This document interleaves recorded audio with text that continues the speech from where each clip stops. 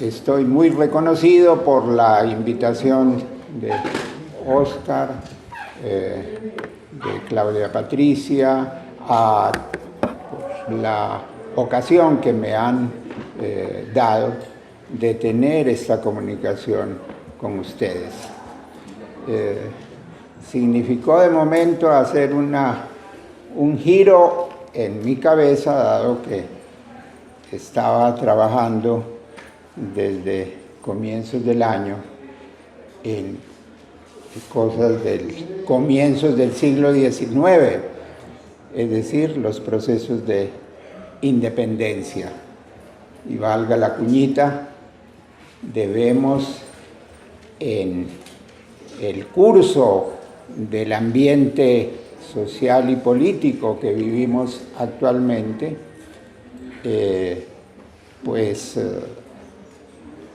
recuperar estos tiempos preliminares de la existencia como país independiente, con las comillas que queramos ponerle, pero como Estado y país independiente. Hace unos días, el presidente Duque, queriendo quizá hacerle un homenaje a un personaje que dudo se merezca homenajes, Mike Pompeo, dijo que en cierto modo le dedicaba el bicentenario, dado que el papel, la protección, digamos, de los Estados Unidos al proceso de independencia, se lo recordábamos. Bueno, lo recordará Duque porque realmente los Estados Unidos tuvieron una actitud hostil a la independencia, por lo menos hasta después del puente de Boyacá.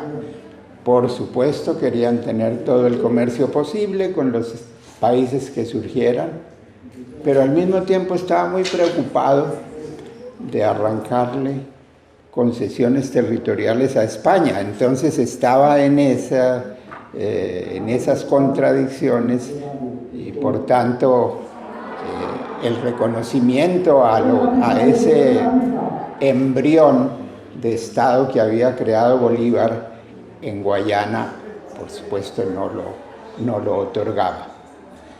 Entonces digo que hice un giro en mi cabeza, dado que estaba concentrado en esto, para tener esta comunicación sobre temas sobre los cuales he trabajado en largos trechos en mi vida, que como ven ya va siendo larga también.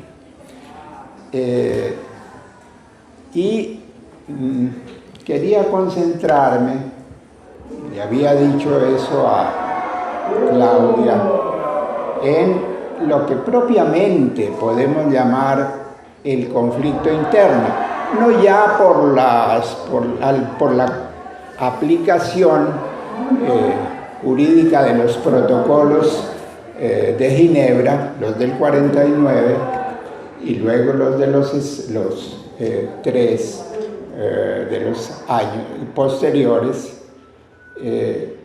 y quería concentrarme en un segmento entre 1978 y 2003-2004. Pero de todos modos, manteniendo esa inquietud, trataré de empezar por la alusión al largo conflicto interno, a sus comienzos. ¿Y por qué? Creo que en este tiempo en que los acuerdos de paz sufren agravios, son objeto de manotazos oficiales, vale la pena recordar que la paz debía cerrar, y creo que en parte lo hizo, un conflicto muy prolongado y que en el curso de su desarrollo fue tornándose mucho más complejo.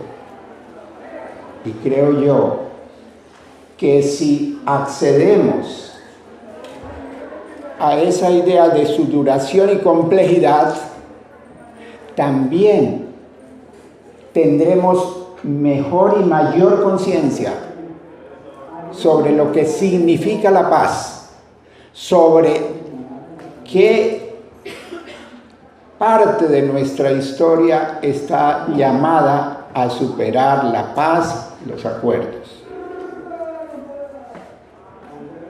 En medio de la violencia, lo que llamamos la violencia, con B corta pero con mayúscula, es decir, ese proceso que se vivió entre 1946 y 1964, allí se incubó lo que después denominaríamos, a partir de ciertos años, el conflicto interno colombiano. Fue en los pliegues de esa vasta confrontación entre liberales y conservadores que nació la nueva violencia, porque no se superó bien el anterior proceso. La más vasta movilización y el ejercicio violento más impactante, como lo llamó el historiador Erich Hobsbawm, vivido en la historia contemporánea en el hemisferio occidental. Y las guerras frecuentemente comienzan, y los conflictos, por elementos sencillos que uno puede advertir. Esa violencia se inició por un hecho o un fenómeno, si se quiere, sencillo. El partido en el poder, el Partido Conservador, desde 1946, por efectos de la división liberal, pasado el primer periodo, el de Ospina Pérez, quería mantenerse en el poder independientemente de que las urnas no consagraran la mayoría para ese partido. Claro, se hicieron las cosas a la colombiana, no se produce un golpe de Estado, pero se pone en marcha una serie de intervenciones violentas desde el Estado y desde el partido en el poder para, por elecciones, claro está, cambiar las cosas y mantener a los conservadores en el poder.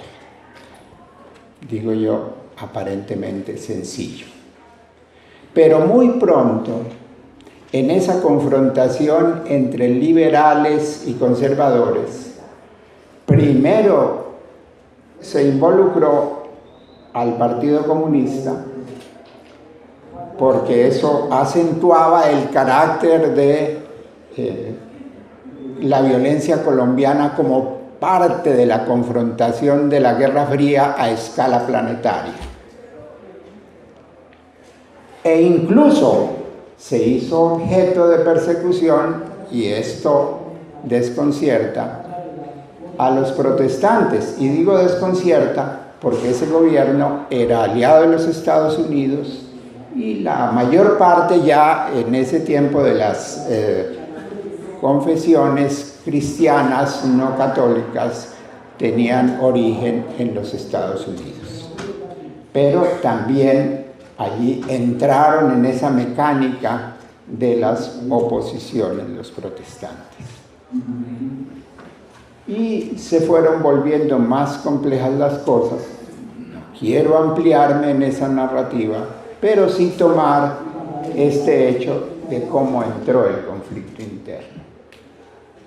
a la altura de 1900, finales del 48, 49, el tema agrario se hizo presente. Y en las zonas donde en los periodos precedentes del siglo XX, de todos modos, habían avanzado luchas por la tierra o en defensa de propiedades negadas por grandes terratenientes o ganaderos, en esas zonas de luchas agrarias, campesinas, de peones, de arrendatarios o de colonos incluso, se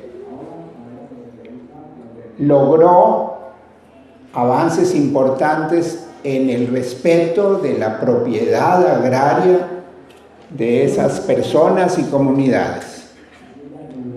Menciono el sur del Tolima, es decir, esa región que va de Chaparral hacia Río Blanco, el Tequendama y el sur del Tolima, otra zona. Hay otras de menor importancia donde se escenificó ese conflicto. Entonces, los terratenientes, pescando en el río revuelto de la violencia, quisieron echar la rueda de la historia en esas comarcas hacia atrás y recuperar la tierra que los campesinos habían conquistado, haciendo incluso respetar títulos de cédulas coloniales, como pasó en el Tequendama y en el oriente del Tolima.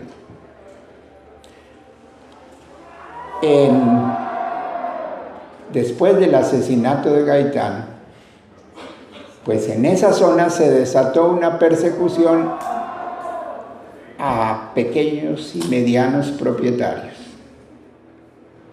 para arrebatarles la tierra. Por ejemplo, en Chaparral había 2 concejales que estaban a la cabeza de esas luchas, Isauro Llosa y Lázaro Restrepo, concejales del Partido Socialista Democrático, que fue el nombre que por un tiempo adoptó el Partido Comunista. Y pues 2 cargos allí, 2 curules en el Consejo eran importantes, es porque había un movimiento por la tierra. Bien, esos 2 dirigentes, pero con ellos, quienes lo apoyaban, fueron objeto de dura represión, de amenazas, y ya en el sur del Tolima, por las noches, se llevaban a la gente, la lanzaban desde un puente al río Ambey. Ahí estaba presente el tema de la tierra, aunque la confrontación y el sectarismo eran liberales y conservadores. Y en el sur del Tolima, Juan de la Cruz Varela, que era un dirigente, también agrario, pues fue sometido al mismo procedimiento y él se retiró al páramo. Tenía una propiedad allá, dijo, no quiero saber nada. Pero en 1949 la gente fue a buscarlo y le dijo, Juan de la Cruz, pues usted nos embarcó en esto, usted era el dirigente, nos están matando y ahora usted aquí refugiado. Tenemos que organizarnos. Se organizan, consiguen armas, hacen armas hechizas, en fin, sobre lo cual no me voy a detener. Hay una fiesta cuando le quitan el primer F1 a la policía. Esa fue la primera arma moderna que tuvieron, ¿no? Se armaron ellos mismos.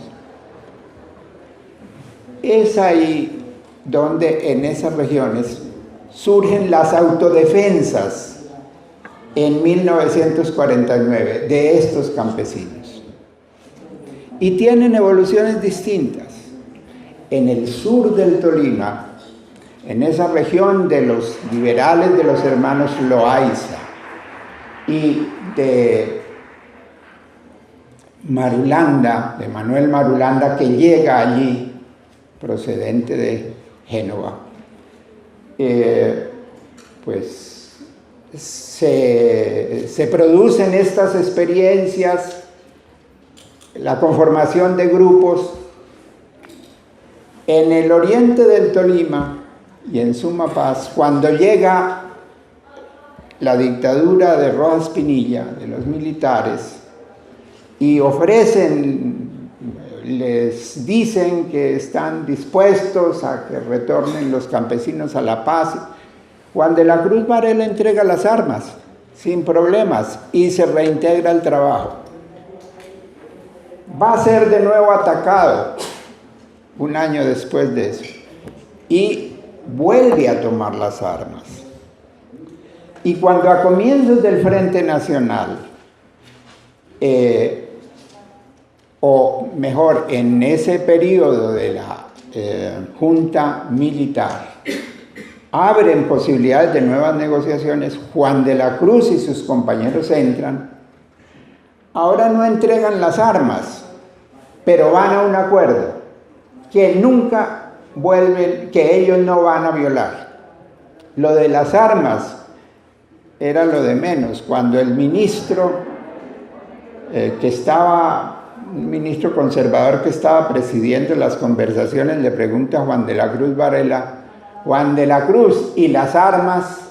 Y Juan de la Cruz le dice: señor ministro, ¿y qué armas me dio usted? Que me está reclamando, yo no recibí de usted ninguna armas, ¿no? Sobre eso no puede haber conversación, era lo de menos.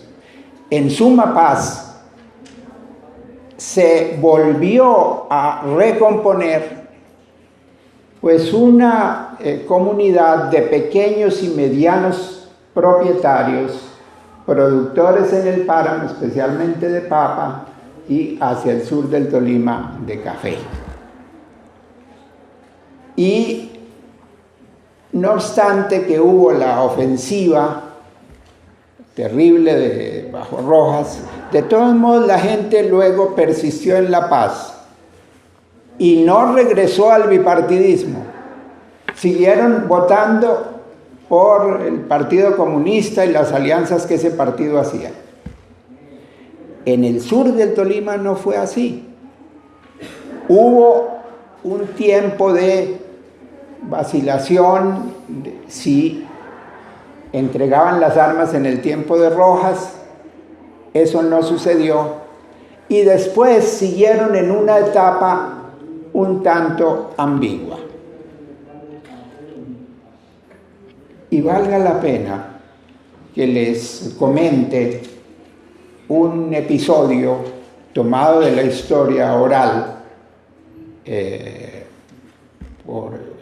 años después de esto que estoy. Alguna vez tuve oportunidad, me interesé por entrevistar al general Landazábal Reyes, personaje de muy infausta figuración contra el primer proceso de paz de 1982 a 1985. Como ministro de Defensa, él estuvo en contra del proceso, en fin, hasta cuando salió del Ministerio de Defensa. Pero después, en los años 90, me permitió hacerle una entrevista que por su iniciativa se convirtieron en 2 largas entrevistas. Y solamente de las muchas cosas que dijo y que me resultaron de mucho interés, recuerdo una que tiene que ver con esta coyuntura en que estamos. Dijo: yo estaba de subcomandante en Neiva, en el batallón de Neiva, pero no era brigada en ese momento. Y hasta el batallón llegaron unos emisarios de Manuel Marulanda, que estaba en esta ambigüedad de si seguir o no con las armas. Y el mensaje de los enviados era: si el ejército termina, si se hace cargo, da cuenta de Mariachi, un bandolero, que inicialmente se había iniciado bien en la lucha de la resistencia y luego había quedado al servicio de gamonales liberales. Si ustedes se encargan de resolver el problema de Chispas, que nos está matando a los compañeros, acababa de pasar el asesinato de Priya Salapi, un dirigente indígena, y de otros en el sur del Tolima. Entonces nosotros renunciamos a cualquier pretensión de armas. Landazábal consultó la proposición con el comandante, que era un nombre que va por la institución, por la dependencia que le dio nombre, va a ser de ingrata recordación, Charly Solano. Entonces, no nos comprometemos. Y efectivamente ordenaron un operativo contra Mariachi. Y reciben una llamada de Palacio en que les dicen: detengan el operativo, es decir, no hagan ese operativo. Y no lo hicieron. Después de 2 días o 3, la gente se quejó, los proponentes iniciales: ¿qué pasó? Ustedes nos traicionaron. Me decía el general: no fue que los traicionamos, fue que recibimos esa llamada. Y 3 días después restablezcan el operativo. Dice: ya no había contra quién hacer el operativo, ya ellos se habían mudado.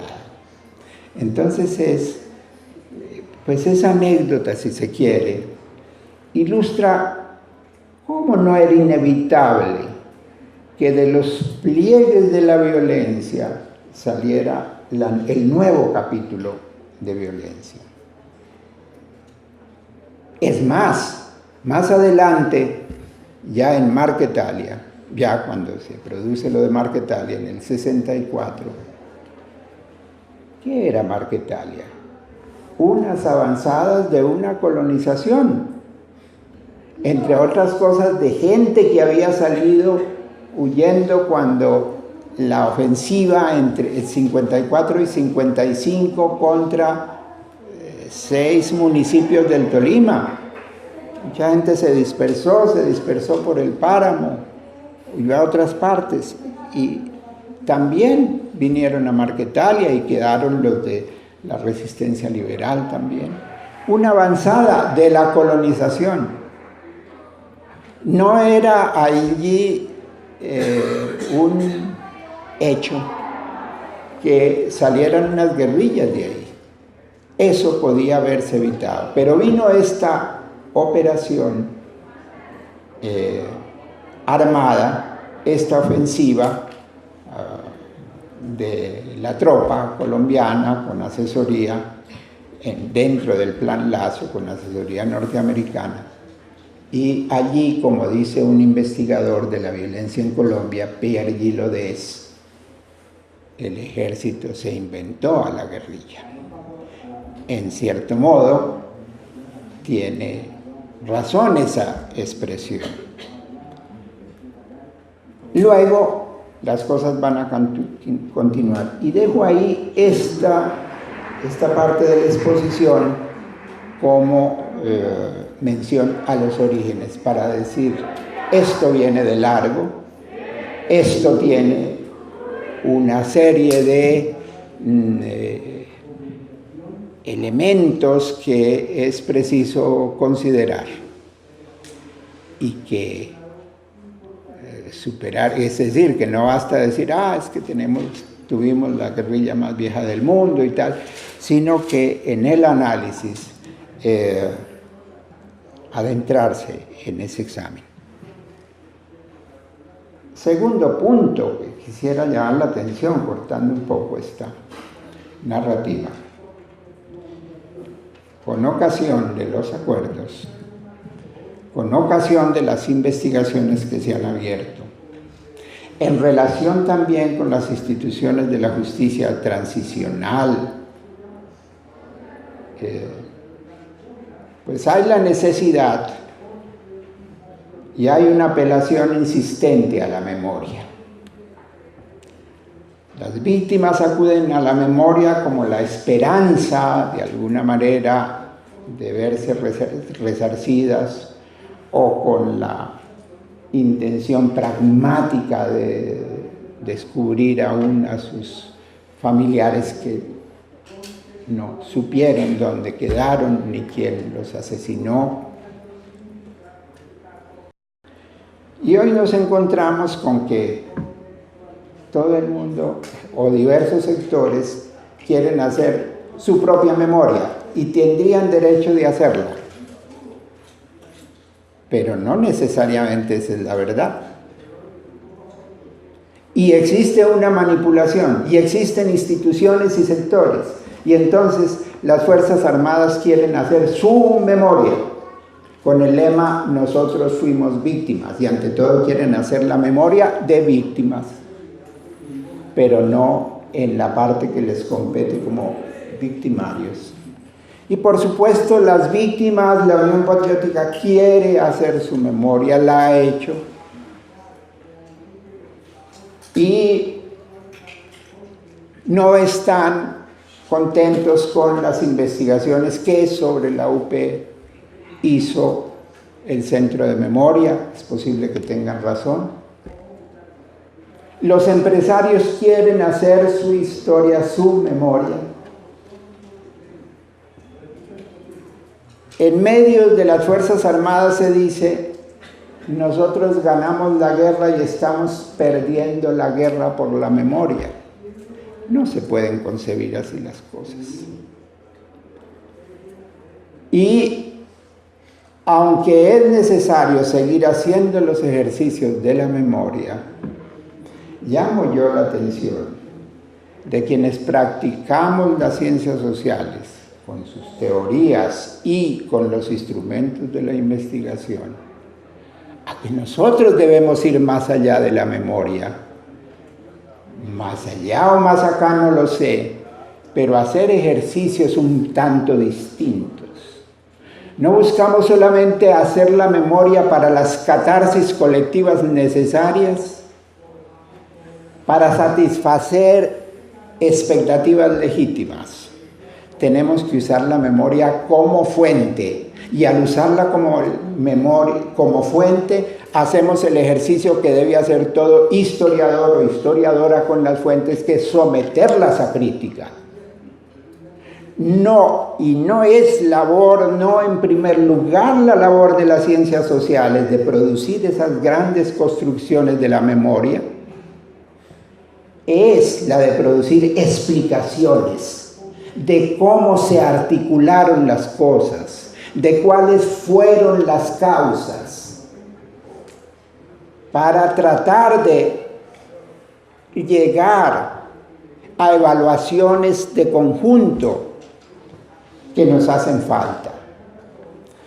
Que no se entienda que tengo algún reclamo contra el ejercicio de la memoria, pero leyendo alguna novela que me resultó maravillosa, breve, que la recomiendo, se llama El caso Colini. Yo la leí en su original, creía que no la iban a traducir, la tradujeron con el nombre El caso Colini. Y se trata de el tema de la memoria sobre la violencia. Por supuesto no les voy a contar la novela, pero el protagonista es un vengador que mantiene viva en su memoria como una llama permanente el recuerdo de un oficial, de un alto oficial, que viola a su pequeña hermanita, un alemán, que tiene en su brazo su nombre, Hans, no recuerdo ahora el apellido. Él recuerda eso, es el niño, luego le ponen fuego a su casa, el niño huye, muere su padre. Y bien, él luego va a trabajar en Alemania, trabaja en la Siemens, y su idea es alguna vez vengar a su hermanita y a su familia. Se pensiona en la Siemens y una vez pensionado va a buscar a este oficial. Sabe que está en un hotel en un determinado momento y lo visita haciéndose pasar por periodista de un periódico italiano. Y lo mata. Y toma el cadáver a patadas hasta dejarlo vuelto en nada. De su furia, toda la vida viviendo con este drama tremendo. Pero bueno, es ilustrativa la novela para, en fin, sociedades como la nuestra que han tenido. Pero lo que quería decir es que en alguna manera, en algún momento, el autor dice sobre Alemania, dice, y construimos unas verdaderas montañas de la memoria, tan altas que aplastaron la verdad. Hay que tener cuidado entonces con esto. Y siempre, al lado de los elementos existenciales, objetivos que involucran los ejercicios de memoria, el esfuerzo cognitivo por investigar, saber y explicar lo que pasó debe seguir siendo uno de nuestros objetivos. Esta era pues una digresión para ir luego a otro periodo que era el que principalmente había previsto para esta exposición. Entonces quisiera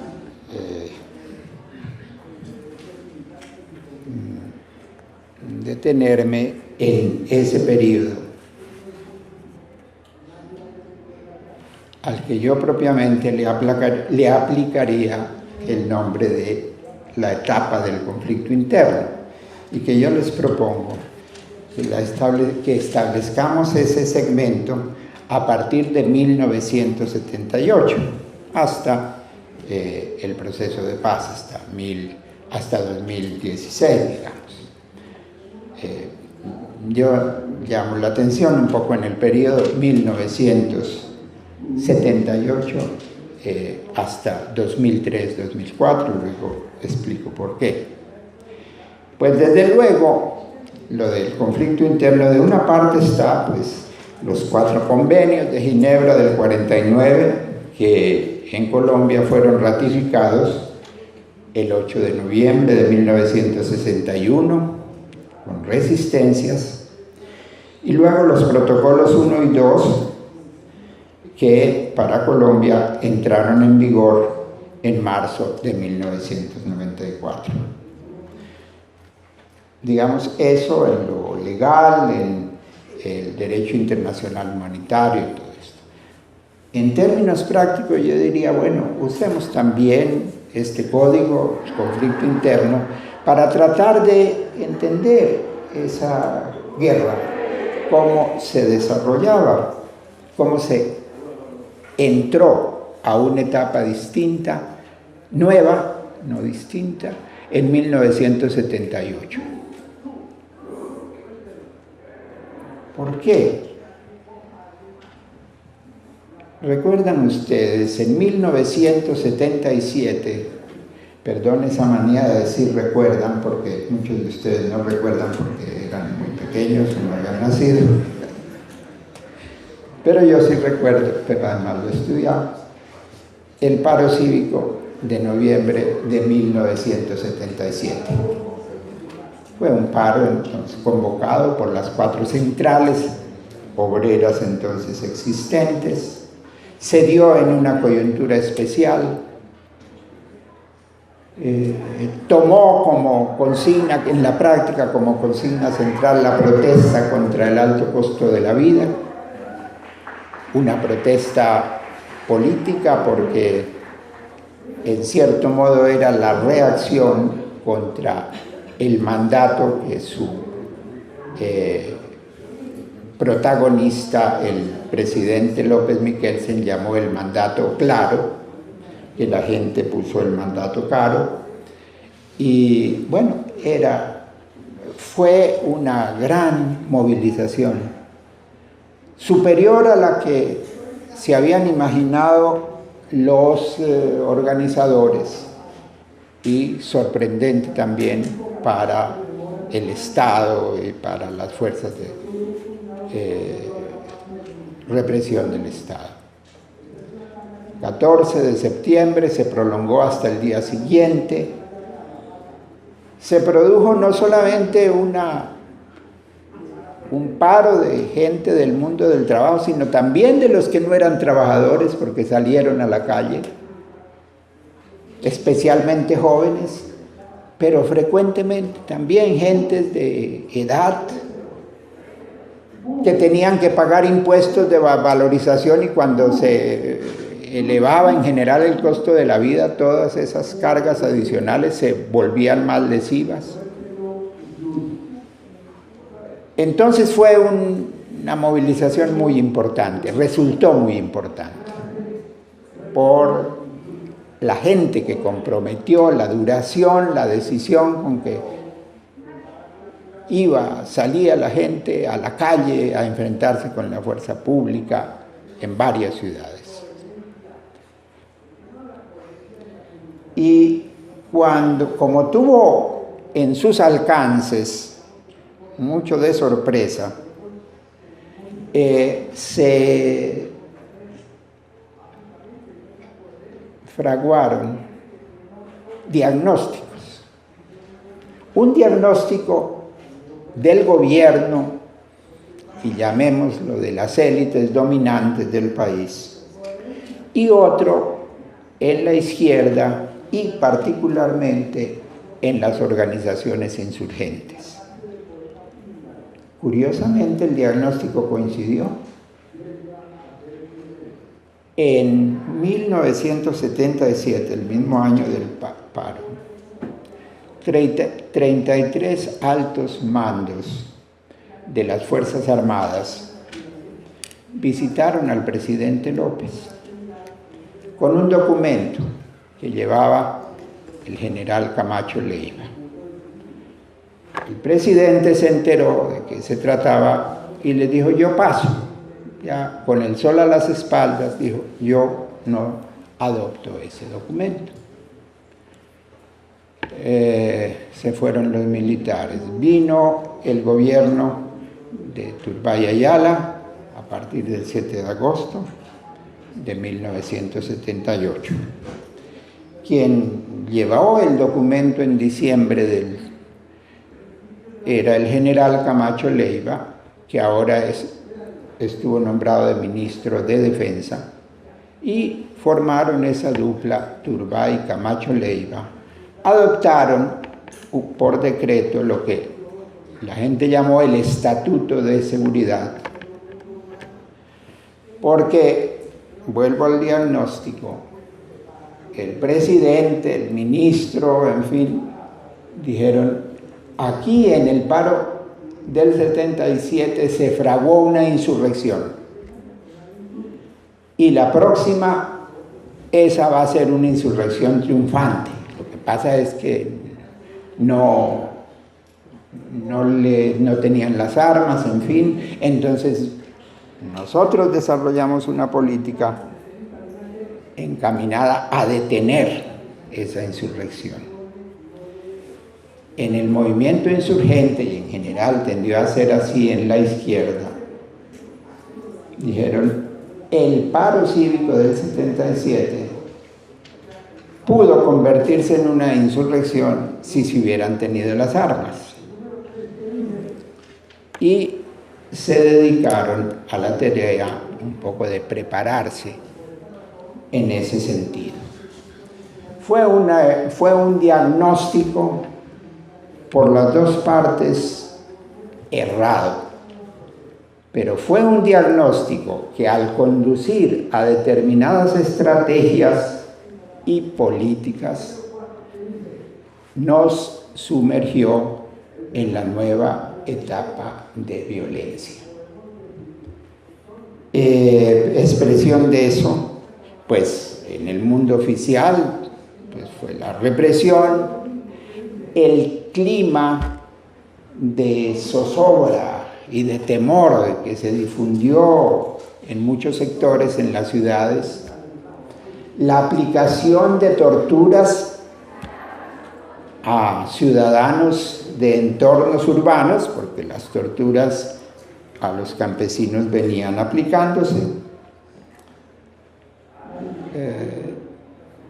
Y recuerdo incluso del ambiente, porque yo estaba reuniendo material para la historia del Partido Comunista y buscaba, como no era un objeto que uno encontrara la información, por lo menos no la más significativa en las bibliotecas, en los archivos, había que construir la información, es decir, hacer colecciones de periódicos, comunicados, volantes, lo que pudiera, cosa que hice.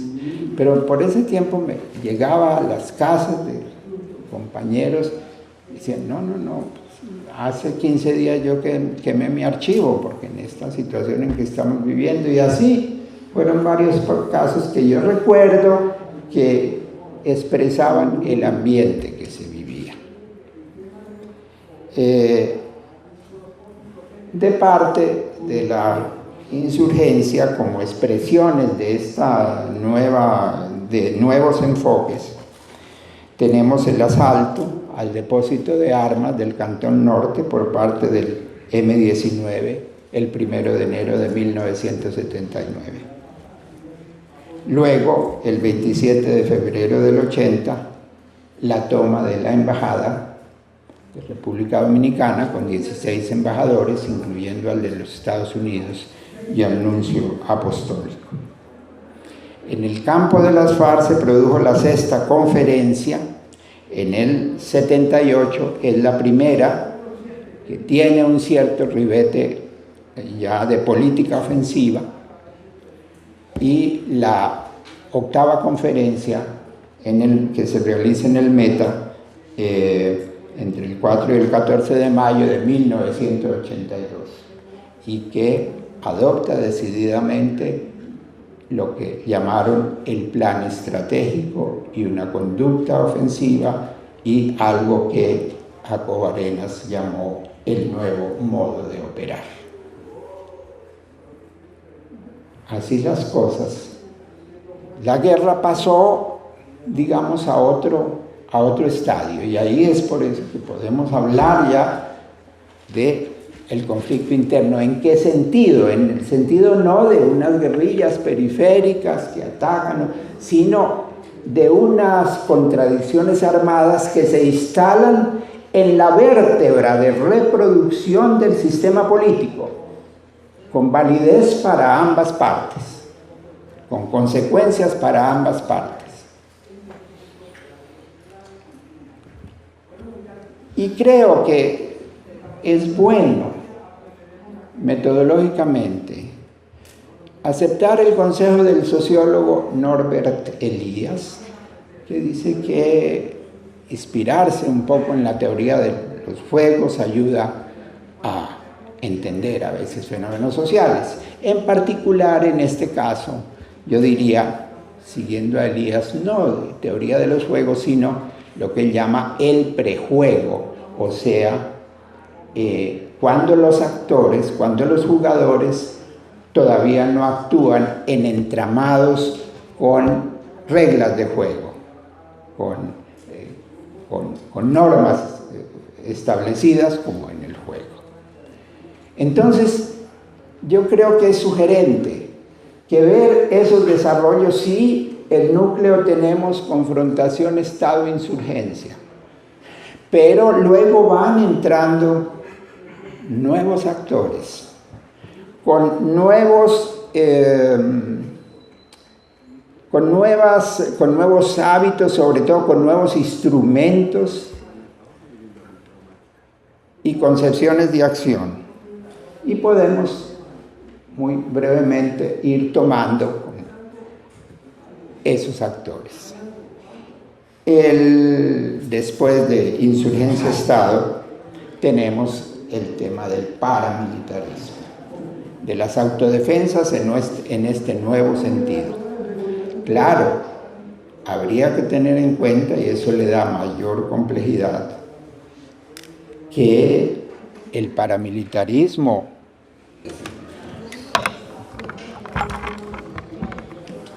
decíamos que el paramilitarismo tiene su protohistoria. En el Valle del Cauca, por ejemplo, son los pájaros. Entre 1946 y bueno, el año 50. Hay la película esta famosa del cóndor. Es un pájaro muy connotado, es el Valle, es Sevilla. Si uno va al centro del país, en Boyacá, pues son los chulavitas, es decir, ese recurso al que apeló especialmente Laureano Gómez desde el Estado y desde la policía, que se estimuló esta conformación de bandas de campesinos armados.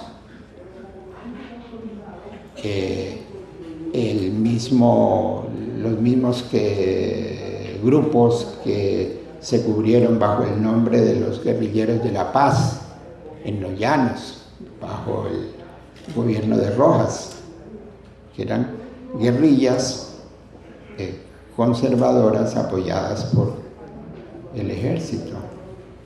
En los llanos también, yo hice trabajos ahí incluso una pequeña biografía que escribí sobre un coronel Román Basurto del ejército, que luego se quedó al servicio de dueños de hatos, armando el DAS rural para perseguir a antiguos trabajadores, en fin. Entonces siempre ha habido siempre no, pero en el siglo XX, pues cuando ya no había las guerras civiles del XIX, pero esta propensión de sectores del establecimiento a acudir a las armas, pero no desde el monopolio legítimo de la fuerza, sino armar a civiles. Y recuerdo que el único presidente, me impresionó mucho, que se negó a eso en un momento en que le proponían, fue Olaya Herrera, el presidente liberal de ese periodo entre 1900, de gobiernos liberales entre el 30 y el 46. Había sido una campaña presidencial relámpago. Este hombre estaba muy cómodamente instalado de embajador en los Estados Unidos, hacía como 8 años, y de pronto lo sacan de candidato y claro, viene a estos climas deletéreos y se resfrió el pobre hombre. Y estuvo severamente enfermo ya al final de la campaña electoral, que fue una campaña electoral relámpago de un mes. Lo cierto es que triunfaba mientras estaba por esos días en la cama.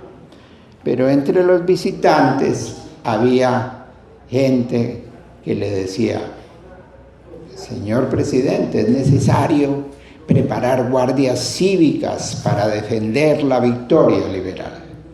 Los conservadores no van a aceptar. El ejército, en buena parte, es un ejército conservador. Tenemos que armar grupos, guardias cívicas.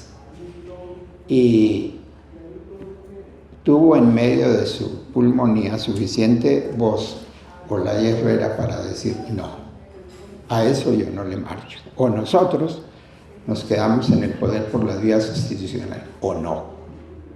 Pero digo yo, es el único caso, y que lo traigo a cuento porque como una especie de homenaje, ¿no?, a esta convicción. Pero en general no ha sido esa la convicción y la práctica. Y por eso, aparte de esa protohistoria, hay la historia del paramilitarismo. Pero yo diría, es necesario mirar cómo desde el Estado tempranamente se fomentó el paramilitarismo. El 24 de diciembre de 1965, por ejemplo, se adoptó el decreto legislativo 3398. El Ministerio de Defensa, por conducto de los comandantes, quedaron autorizados para amparar, cuando lo estimen conveniente, como propiedad particular armas que están consideradas como de uso privativo de las Fuerzas Armadas. Un decreto de Estado. Y ese anterior decreto se convirtió en legislación permanente con la Ley 48 de 1968. Y todavía no estamos en este periodo que les propuse acotar en 1978. En esa ley se establecía la posibilidad de dotar de armas a la población, impartir instrucción militar a la población civil, decía, en zonas de conflicto.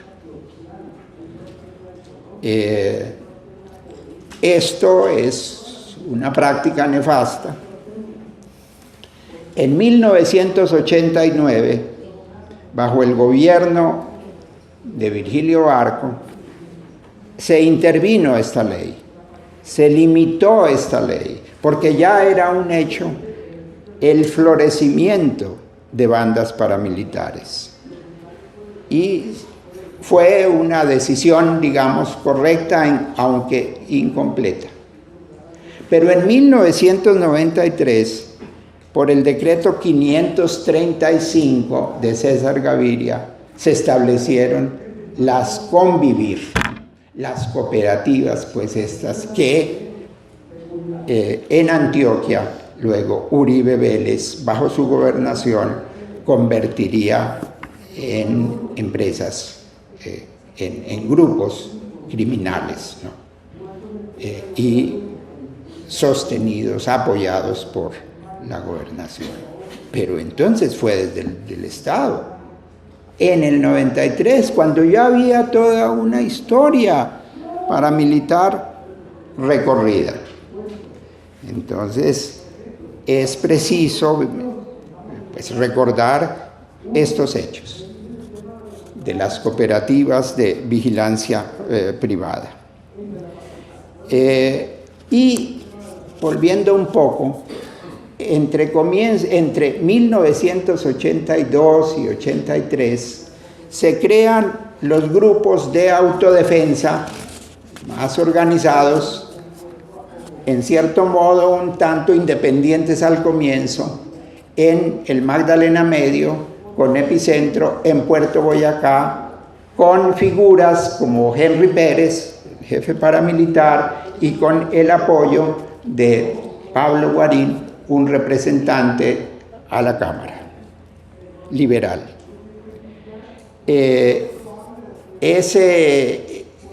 Esos grupos, que hay una asamblea en que participan comerciantes, participan terratenientes, ganaderos, pues apoyan y se comprometen con determinadas sumas para sostener estos grupos de autodefensa. Esta es esta etapa. Antes, 1976 al 78, ya en Cimitarra, en Puerto Boyacá, pero particularmente en Cimitarra, donde había puesto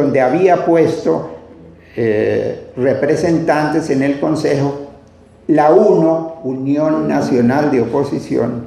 Allí fueron atacados, se recuerda una reunión que hace el comandante militar de Cimitarra y dice, pues como ustedes no son afectos al gobierno, nosotros vamos a darle tratamiento especial. Y vienen los asesinatos de dirigentes de la Unión Nacional de Oposición a manos de sicarios. Entonces, ese es el avance, pero llega un momento en que esas autodefensas necesitan más recursos, que eso ya no es posible sostenerlo con la contribución de ganaderos y de terratenientes, y en su favor va a acudir el narcotráfico.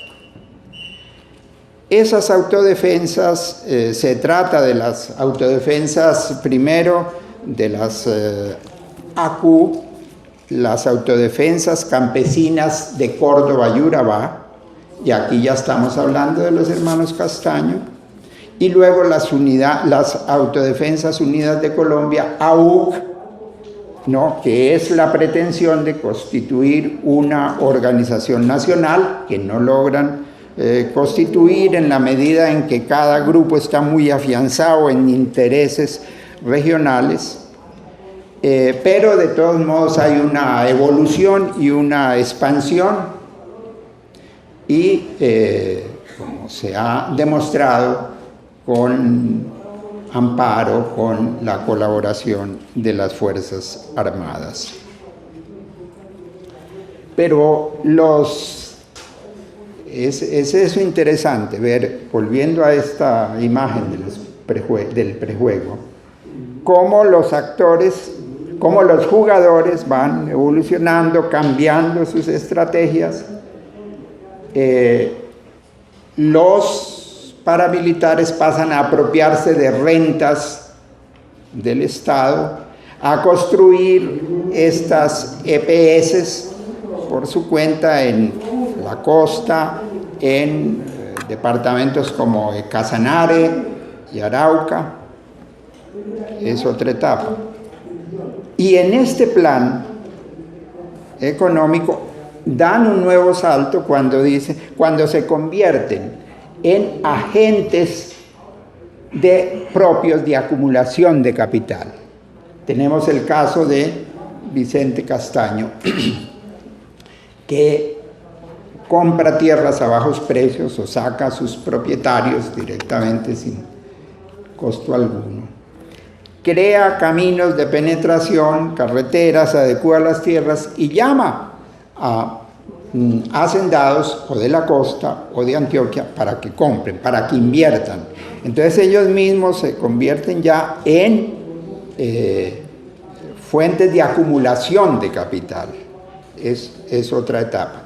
Y en la política es interesante y asustador ver su evolución. Inicialmente están, pues como con este señor Pablo Guarín, aliados con el bipartidismo. Luego, ahí aún en el Magdalena Medio, Duque, o sea, posteriormente Báez, intenta crear esa organización que se llamó ACDEGAN, que con visos de organización corporativa era un partido político, pero al mismo tiempo, pues, es líder con el Movimiento Latino o Escobar. Se dan cuenta que no pueden hacer política directamente con partidos propios. En cierto modo, en ese paso habían olvidado un consejo que lo encuentran ustedes en las páginas del Padrino de Mario Puzo, que dice: no es necesario, no hay que sustituir a los políticos, ni a los jueces, ni a las autoridades, hay que persuadirlos, hay que convencerlos, y ustedes saben cómo convencen las mafias. Olvidados de ese consejo, pues trataban de hacer política directamente, no fue posible. Entonces tratan de hacerlo por los partidos y al que se niega lo convierten en objetivo, y es lo que le pasa al nuevo liberalismo. Entonces, en política también las autodefensas, los grupos paramilitares van haciendo su evolución. Y el otro paso es el de la parapolítica, que no depende de los paramilitares únicamente, sino depende de los partidos políticos, que miran, dicen, es que ahora el proselitismo se puede hacer con billete, en fin, y con instrumentos. Y en en el 2006, hasta el 2006 es cuando se producen los primeros procesos al senador Álvaro García por parapolítica, a Jairo Merlano y al representante Eric Morris. Ha avanzado mucho.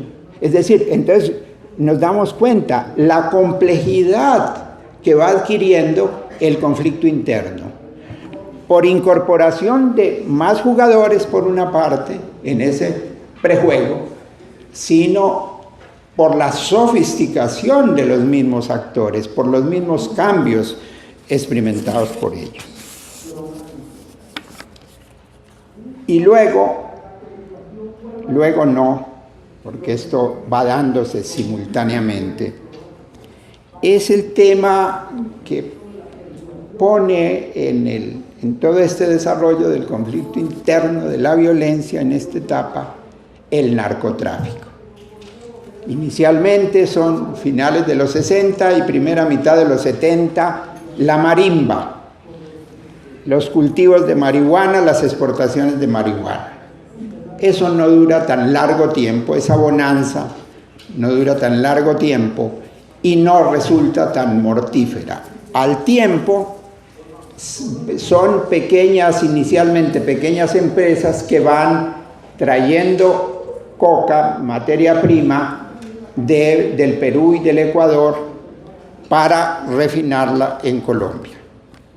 Luego, en el siguiente paso, se acorta la cadena, cultivo-producción, y se comienza el cultivo de coca en Colombia y la producción de coca y la exportación.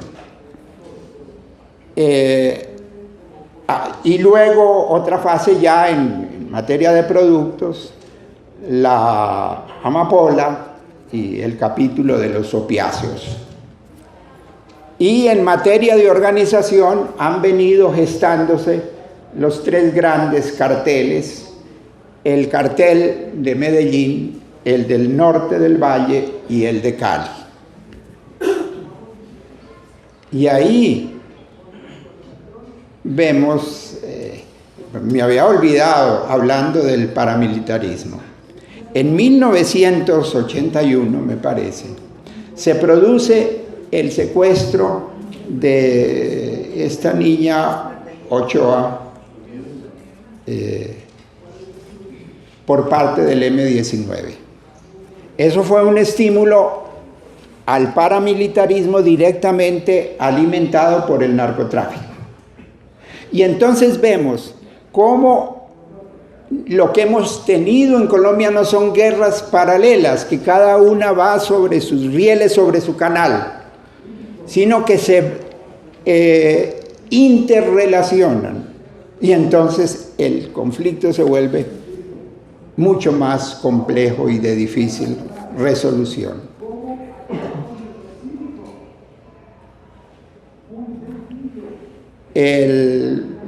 Con respecto al paramilitarismo, a la acción del narcotráfico, pues viene luego muy pronto su ofensiva y todo este compás de ensayo entre ofrecimiento de negociación y guerra y ofensivas bélicas.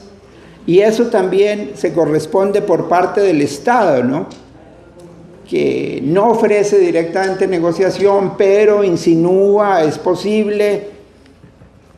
Entonces, bajo el tiempo de la Procuraduría de Jiménez Gómez, se intenta un acuerdo en Panamá, pero viene luego el creo, el primer magnicidio ocasionado por el cartel de Medellín, que es el asesinato del ministro de Justicia, Lara Bonilla. Y entonces viene la primera guerra abierta, guerra total, que le declara Belisario al narcotráfico.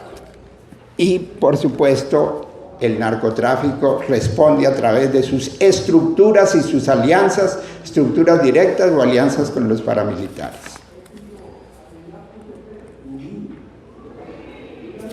Y poco tiempo después, ni siquiera han pasado 2 meses, Escobar vuelve a proponer acuerdo y una plataforma, unas propuestas, e interviene López Miquelsen como mediador y la posibilidad de unos acuerdos en Panamá. Esto va a ser rechazado y vienen desde luego nuevas declarativas de guerra. Y viene en el 18 de agosto de 1989 el asesinato de Luis Carlos Galán. Y luego, en 1989, Escobar vuelve a proponer como un compás de negociación. Entonces, recordar, asomarse. Bueno, acaba de publicar un libro María Elvira Samper que se llama 1989 y es un año crucial en esto, pero no es el único. Todo el decenio de los 90 es de una intensidad en la guerra que avanza, es decir, es la insurgencia, es el narcotráfico, son los paramilitares y sistemas de afinidades electivas que van creando entre los distintos actores, entre militares, paramilitares, entre la guerrilla de las FARC y su participación en el narcotráfico, por lo menos inicialmente a través del famoso gramaje de los impuestos, y cómo todo esto va transformando muchas cosas. Era distinta una guerrilla cuando podía depender de la densidad de las comunidades, pero una guerrilla que quería sostener una guerra contra los paramilitares y contra las Fuerzas Armadas, sin unos recursos cuantiosos, sin un armamento moderno, era imposible. Y entonces se produce la fetichización de las armas, que teniendo determinado número de armas y sobre todo de determinado nivel, como que la victoria está cerca.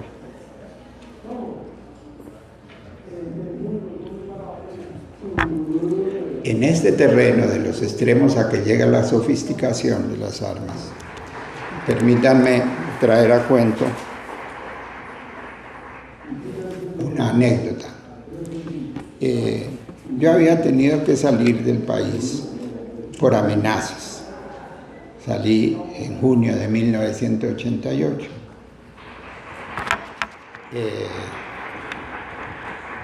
Recuerdo si en ese año o en el siguiente, en el verano tal vez del 89, estando en Alcalá, yo finalmente allí desempeñé una plaza de profesor visitante en la Universidad de Alcalá de Henares. En mi casa entró una llamada y alguien que me dice: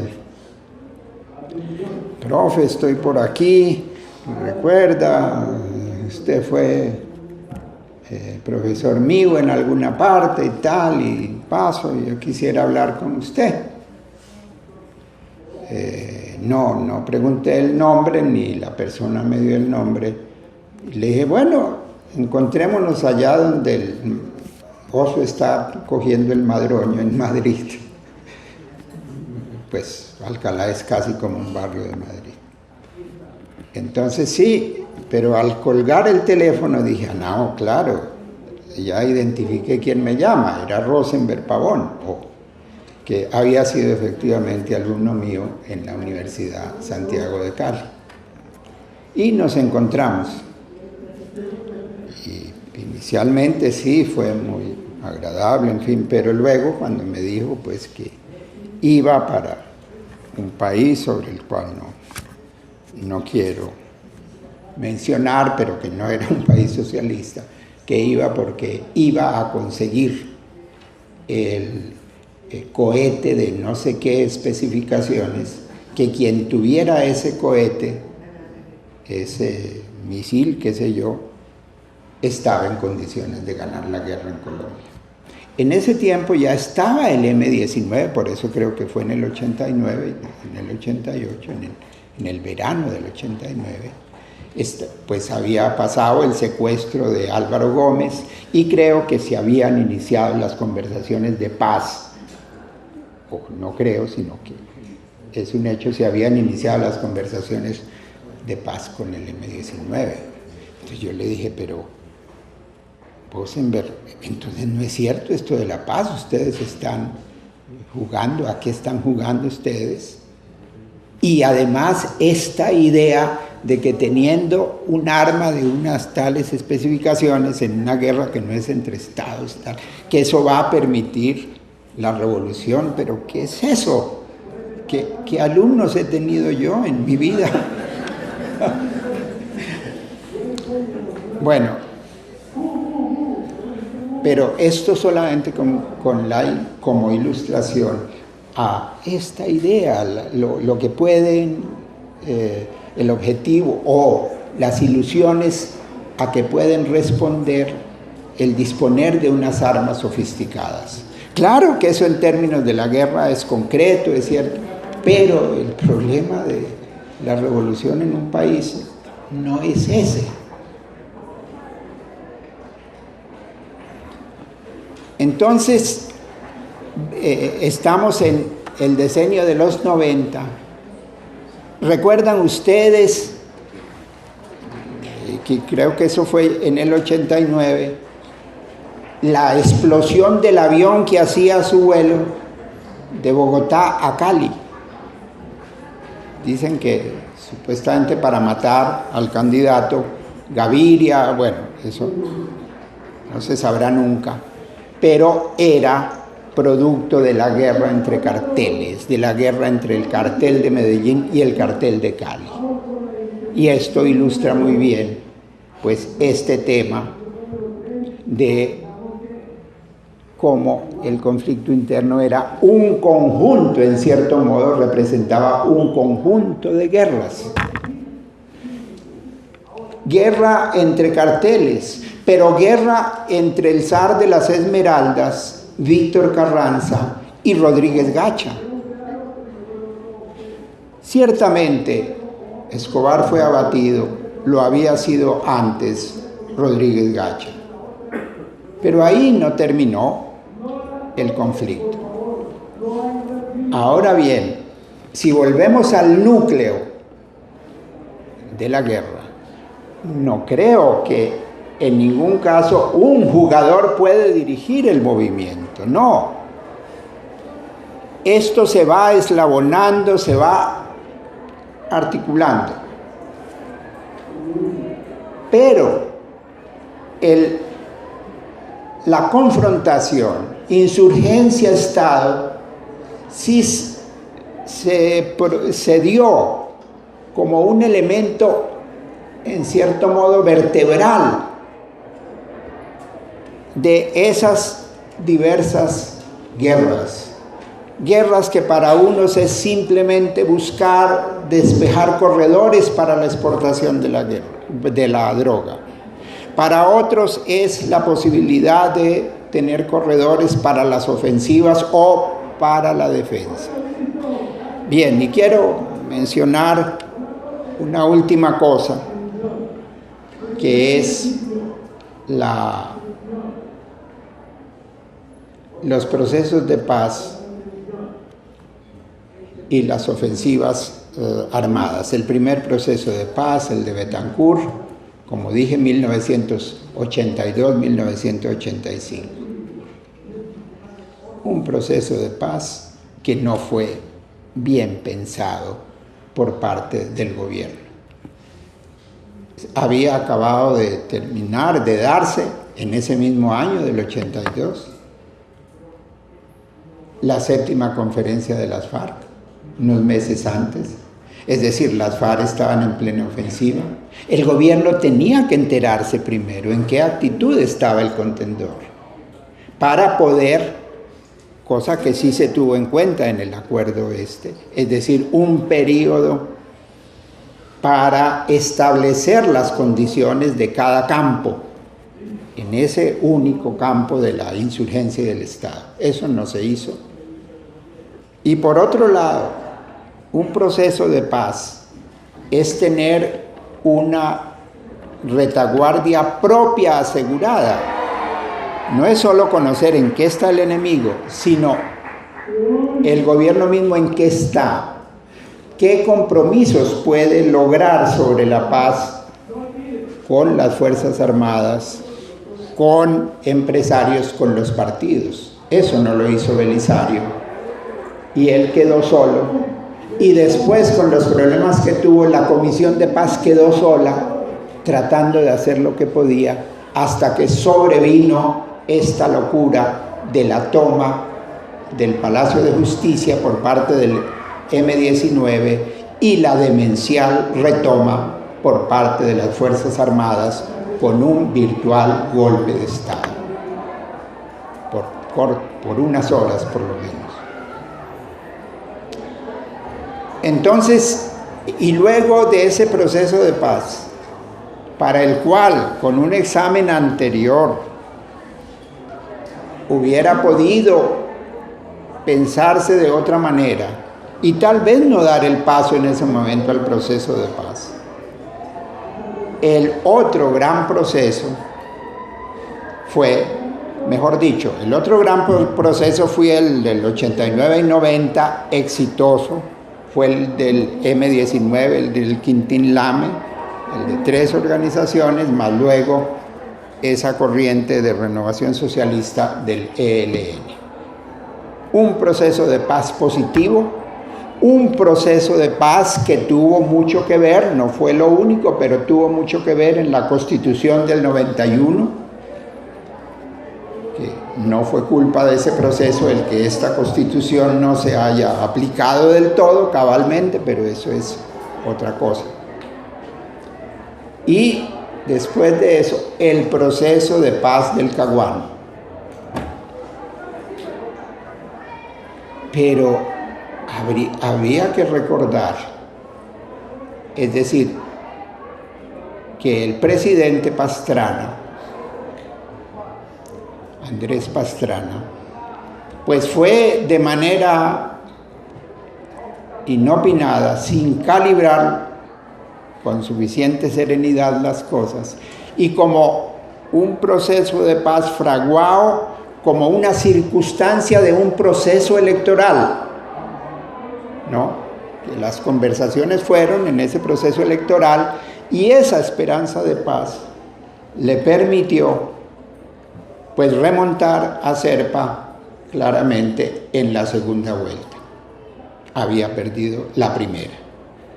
Aquí las FARC, aquí Marulanda, se convirtieron en grandes electores. ¿En qué sentido? En el sentido de que, bueno, si había una esperanza de paz, la gente estaba dispuesta a apoyar al gobierno, no porque apoyara a las FARC. Y en ese proceso del Caguán se había dado, se comenzó en 1999 y llega hasta el 2002. Pero entre 1996 y 1999-2000 se sucede esa ofensiva tremenda de las FARC, de sucesivos golpes a las Fuerzas Armadas que terminan en golpes muy comprometedores. Perdón, en algún trabajo mío reciente que no se ha publicado, recojo algunos de esos golpes, que los recuerdo. Las Delicias fue el primero, el 30 de agosto del 96, en Putumayo, 27 muertos, 16 heridos, 60 militares retenidos en el lenguaje de las FARC, secuestrados en el lenguaje del ejército. El Cerro de Patascoy, 21 de diciembre del 97, entre Putumayo y Nariño, 10 soldados muertos, 18 militares secuestrados. Quebrada del Villar, 1 de marzo del 98, en el Caquetá, 64 soldados muertos, 19 heridos, 43 secuestrados. Base militar de Miraflores, 3 de agosto del 98, en Guaviare, 35 soldados muertos, 10 militares heridos, 22 militares desaparecidos, 73 soldados y 56 policías retenidos. Toma de Mitú, 1 de noviembre del 98, en Baupés, 16 muertos, 61 uniformados secuestrados. Todavía en Tamborales, 14 de agosto del 98, en Chocó, 42 muertos, 24 heridos, 21 retenidos, en fin. Entonces fue una ofensiva tremenda. Los militares estudiaron esa ofensiva y viene la preparación de la respuesta. En principio, desde el 95 se había intentado una reforma militar. Viene la respuesta en términos militares. Viene el Plan Colombia a partir de 1998. Y viene esa contraofensiva. Es decir, mientras se daban estos golpes, las FARC habían venido en la aplicación del plan establecido en la 7ª conferencia y luego reaprobado en la 8ª conferencia,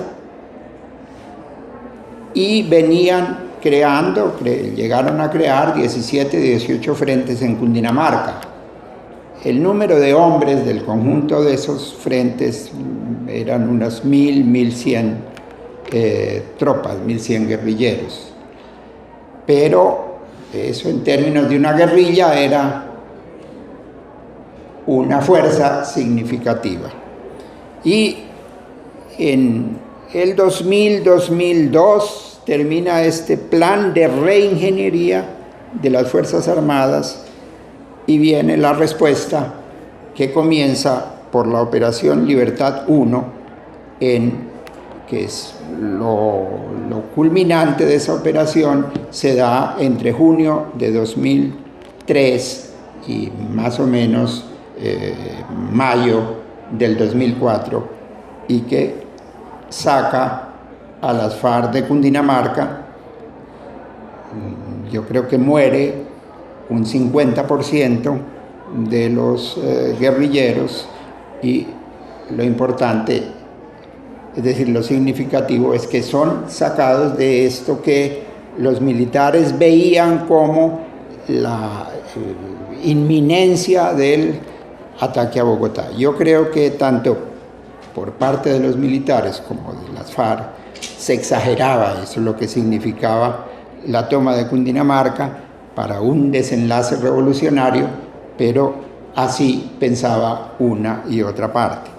Y digamos, ahí cierro un segmento, que les introducía en 1978, porque la Operación Libertad 1 no termina la guerra, pero sí significa un vuelco en el balance estratégico entre Fuerzas Armadas y la guerrilla de las FARC. Me parece, por entrevistas que he hecho para esta investigación, que las FARC no calibraron del todo lo que significó Libertad 1. Luego, en los trabajos que se hacen sobre las otras operaciones, Camaleón, Jaque, en fin, todo eso de la Espada del Honor, y en fin, de cada una de esas operaciones se dice que significó el vuelco estratégico y tal.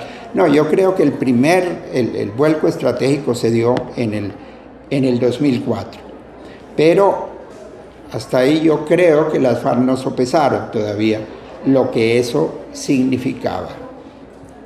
Desde luego, hubo evolución propia de las guerrillas, cuadros nuevos, lo que significó el Mono Jojoy, que era un hombre pues de un gran liderazgo en las FARC, con mucha capacidad de tomar decisiones, y que creía no hablemos paja, si hablamos de la revolución es para hacerla y entonces hay que hacer la ofensiva. Marulanda seguía siendo más de las orientaciones de la guerra en la modalidad de guerra de guerrillas, y había alguna insistencia, pero en últimas toleraba, porque toda esta ofensiva en buena manera estuvo muy, en las que les he acabado de indicar, estuvo muy bajo la influencia del Mono, y eran aparentes, o eran éxitos, pero muy ubicados en el tiempo, que no estaban articulando un avance general estratégico. La paz del Caguán fueron las dos partes sin ninguna convicción de la paz.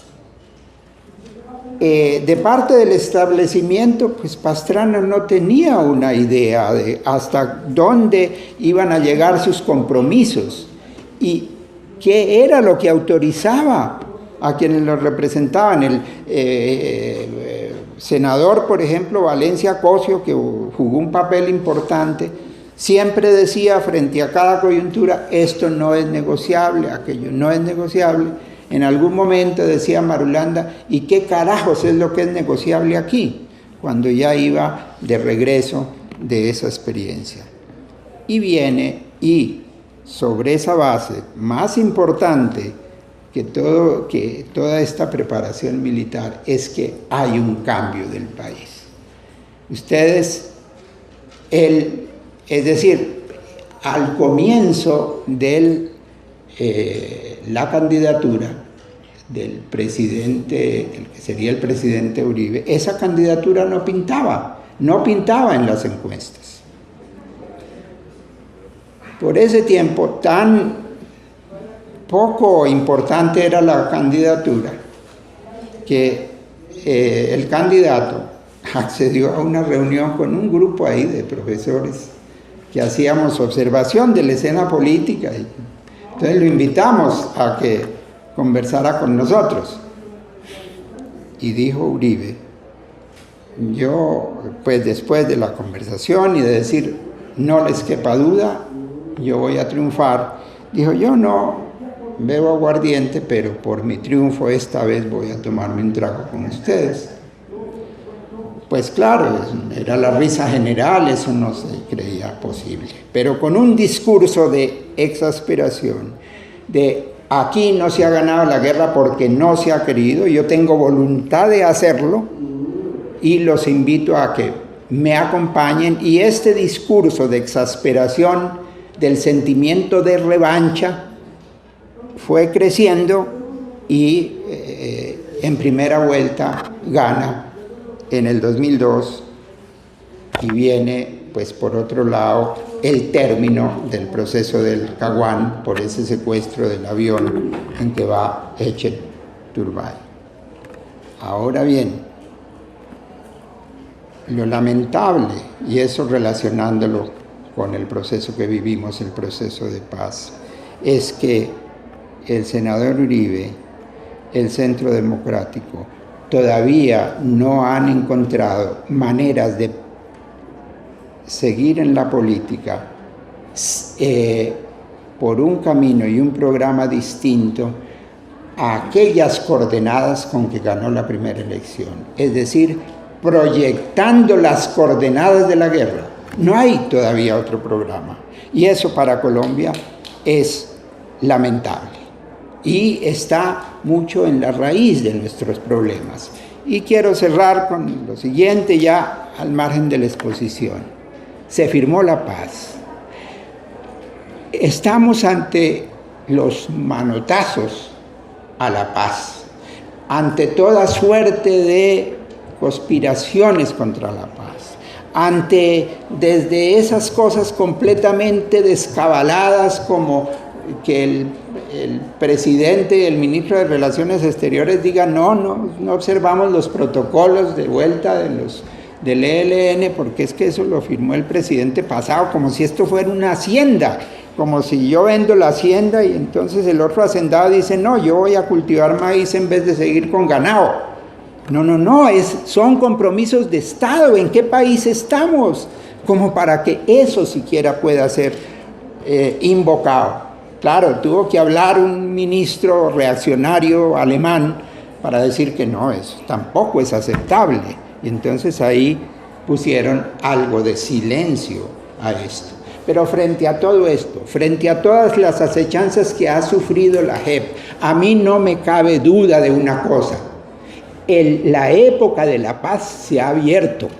Y yo diría, invocando un aforismo de Hegel, hay que aprender a ver en la miseria presente la rosa de la razón. Y creo yo que vamos con sabiduría y con paciencia, continuando la apuesta de la paz. Es que fíjense ustedes, los datos que nos dan también la realidad, si no miramos solamente a una serie de datos. Cuando comienza el proceso de paz, las negociaciones, es el primer movimiento estudiantil después de 1970-71 del programa mínimo. Un movimiento exitoso que logró detener la propuesta del presidente Santos sobre la Ley 30. Y viene el paro agrario del 2013. Ese paro agrario se daba porque ya no era posible seguir sacando el argumento de que las FARC, de que la guerrilla, de que la subversión estaba por detrás. Era confianza de la gente ganaba confianza, porque esta manipulación del macartismo no es solamente que afecte y que sea un juego que lo pone en rodaje el establecimiento, sino que afecta, inhibe las propias posibilidades del pueblo. Y yo decía, en todo el proceso de las conversaciones, no es tanto, la importancia de la paz no es tanto las cosas en concreto que se logren, es lo que va a ganar la sociedad en confianza. Si vamos a transitar con decisión a otro momento de la historia. Y vi cosas a lo largo del proceso que me llenaron de entusiasmo. El tema de la Declaración de Principios sobre las Víctimas. Y cuando el presidente Santos, le comentaba ayer anoche a Oscar esto, cuando el presidente Santos dijo, llegarán militares de la más alta graduación a la mesa de La Habana, se refería a militares en ejercicio, eso me llenó de alegría. ¿Por qué? Porque yo recordaba algo que me había dicho en la entrevista que ya mencioné, Landazábal Reyes, que me dijo, profe, aquí habrá paz cuando los militares de uno y otro lado nos sentemos en los dos extremos de la mesa y nos miremos a los ojos, porque sabemos que ellos van a cumplir si se comprometen, y no me cabe duda que ellos van a aceptar que nosotros vamos a cumplir si estamos. Y por eso cuando se produce eso dije, este movimiento de la paz, esta mesa, tiene novedades que hasta ahora no había visto. Entonces digo yo, hay mucho esfuerzo intelectual, político invertido. Desacierto de haber convocado un plebiscito fue absurdo, pero de alguna manera también eso se remontó. Y miren ustedes, una última anotación, me ocupé de estudiar algo de la historia de las iglesias, pues yo registraba como muy positivamente las iglesias que comenzaron a llegar en el siglo XIX, y el papel que jugaron en la Constitución esas iglesias, en la Constitución del 91, en la Asamblea. Pero luego han adoptado el camino que era el tradicional en política de la Iglesia Católica, que es aliarse con los sectores más regresivos. Y no todas las iglesias, pero en parte han seguido ese camino. Quien comenzó ese movimiento por el no desde las iglesias en el plebiscito fue una pastora que al tiempo era representante en la asamblea en Santander y que convocó todo un movimiento. Al día siguiente estaba Uribe allí aplaudiendo.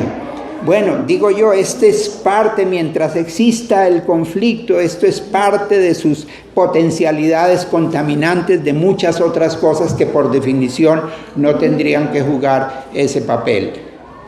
Repito, la necesidad de tener, y bueno, lo último es este largo movimiento de cerca de un mes de los indígenas. ¿Sería pensable este movimiento en condiciones donde aún este maltrecho proceso de paz no estuviera de alguna manera sobre la mesa? Recuerdo en el paro del 2013, al atardecer en la plaza de Tunja, un periodista entrevistaba a diversas personas sobre el paro y entrevista a una mujer mayor, a una anciana, y le dice: señora, ¿usted cree que este paro va a triunfar? Entonces ella, y le dice, la señora dice: ¿y por qué no? Dice: porque es que el gobierno está diciendo que las FARC están infiltradas en esto. Y la señora no respondió, sino lanzó una larga carcajada. Yo creo que las cosas se están invitando a una carcajada colectiva nuestra en favor de la paz, en favor del cumplimiento de los acuerdos. Bueno, muchas gracias.